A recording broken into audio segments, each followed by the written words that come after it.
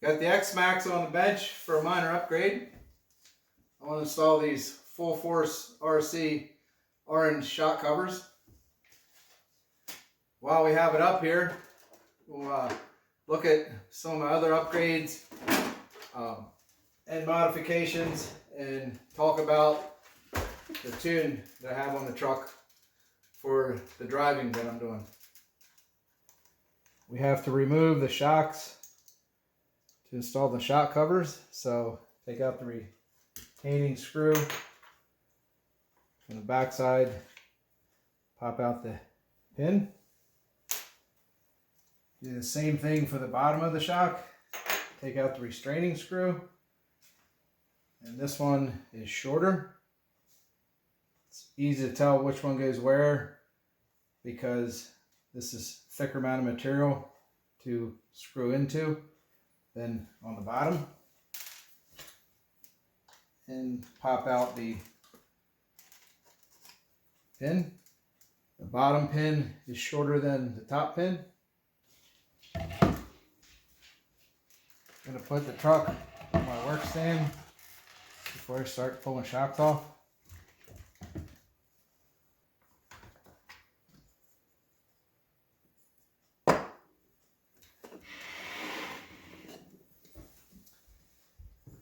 Now I have to take this bottom retainer off to remove the spring.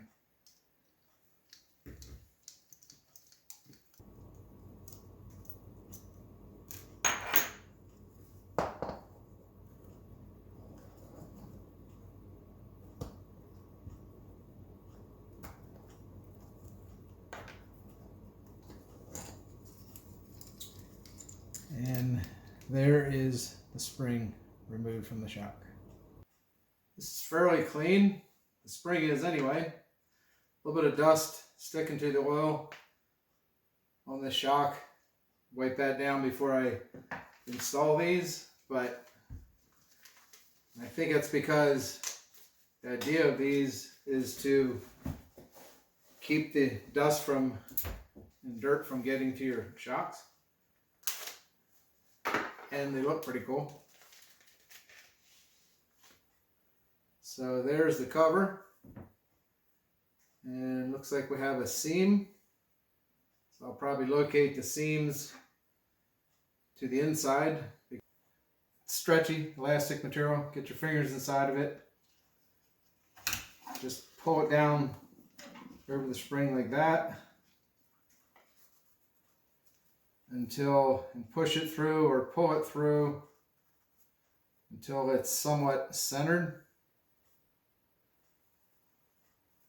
And then tuck these ends in.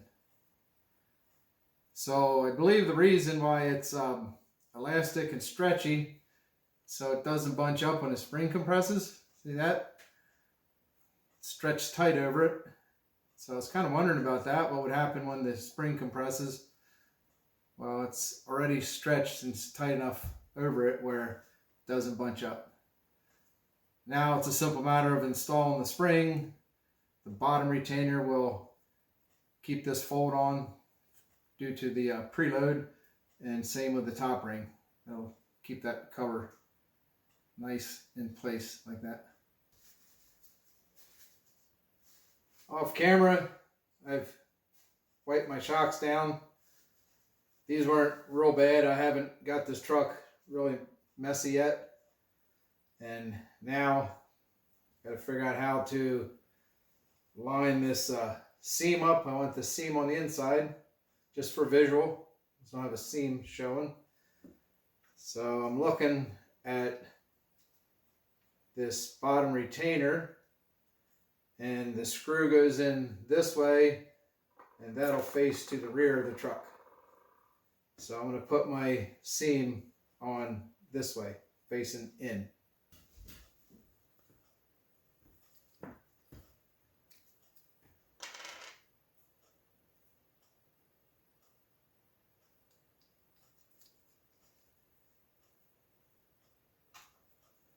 Just using one of my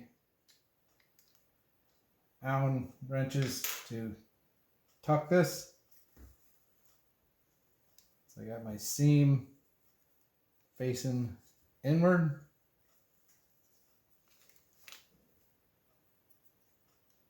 This will go on this retainer this way.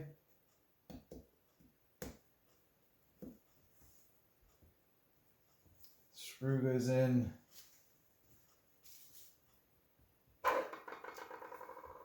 from this side.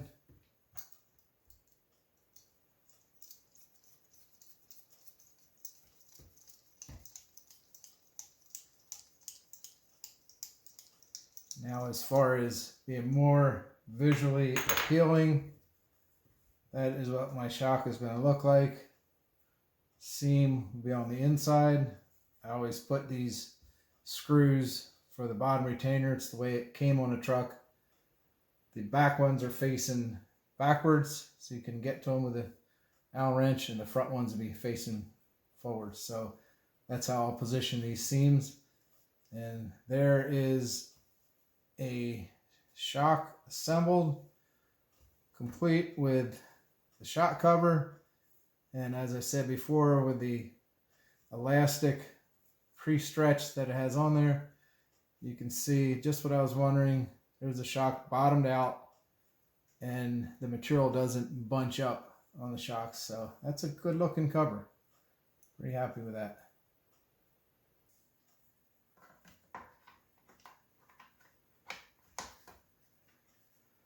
Long pin for the top, short pin in the bottom,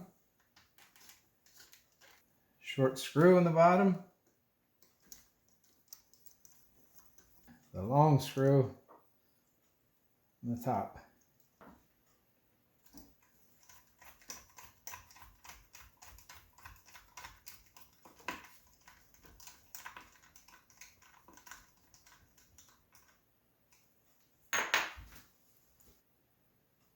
There's one shock cover installed on the truck.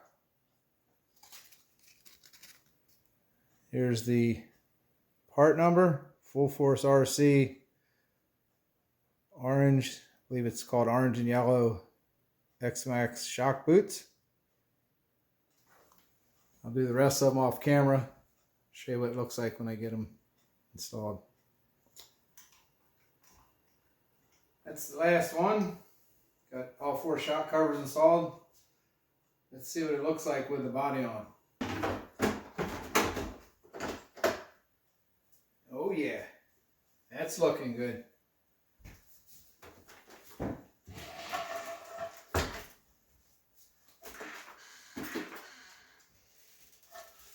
Xmaxx with orange shock covers. Yeah, baby.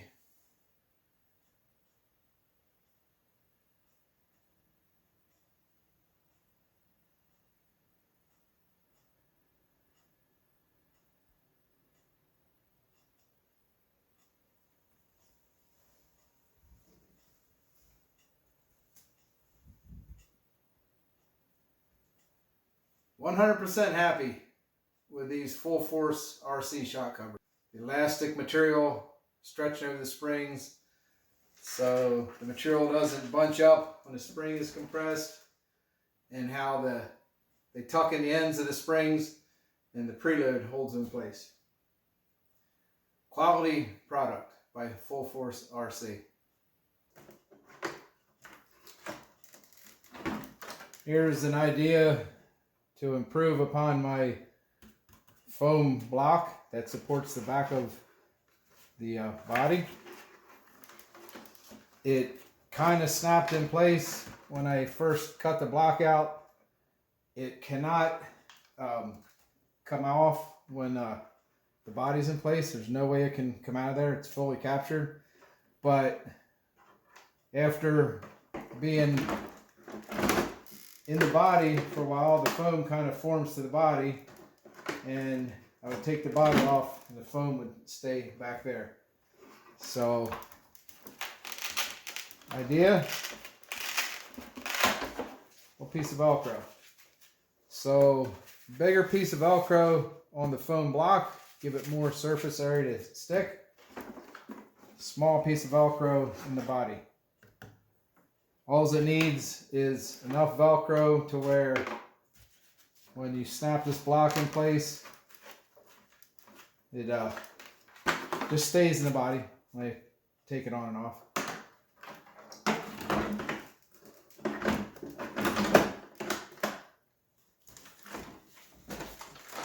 I highly recommend you guys make yourself a foam block. I can't tell you enough, I can't say enough good about this idea, how well that foam block supports the back of the body. Simple idea, very effective. Completely captured inside the bumper, captured in the body. Lightweight. Stays with the body now with that little Velcro tab. The support on the body is amazing. No getting your body bent up and wrinkled. The back of the tailgate here is smashing down onto the frame of the bumper and splitting and breaking. Full support back here. It's supported where it clamps on here by the shock towers. It's what's hanging off the back here where the problem comes in. Landing on this tailgate. You got the tailgate for protection when you're bashing. When it lands on here, it has full support. Awesome idea. Okay, so where am I with my other upgrades and modifications and tuning with the Xmaxx? Well, RPM roof skids. I had the stock Traxxas roof skid, which is better protection, but I couldn't stand what I lost. Couldn't see the stripe on the roof. It's just how it is for me. And yes, I had to buy another body. The holes in the roof from the Traxxas roof skid would have showed, but I had to see my stripes. I love that stripe on the roof. Now I have two bodies, and when I do more serious bashing, I use the one with the Traxxas roof skid. It's got better protection. And other than that, I'm still running the 46 tooth spur gear with a 20 tooth pinion. Gets me my wheel speed to do my backflips on my big air ram set. My shocks, I have 50 weight shock wheel in the front, 60 weight shock wheel in the back, and I've increased my preload slightly to 14 millimeters in the front and 18 in the back. That gives it a little more forgiveness, a little more cushion landing, the big air jumps, and for my money, in my opinion, still lets the suspension react over bumps. Too stiff, too heavy shock weight oil, too much preload. Yeah, it'll take more on the landing, but I think you lose too much on the handling. And that's about it. Now we have the shock covers on, but otherwise, besides the lighting system, pretty much a stock Traxxas Xmaxx.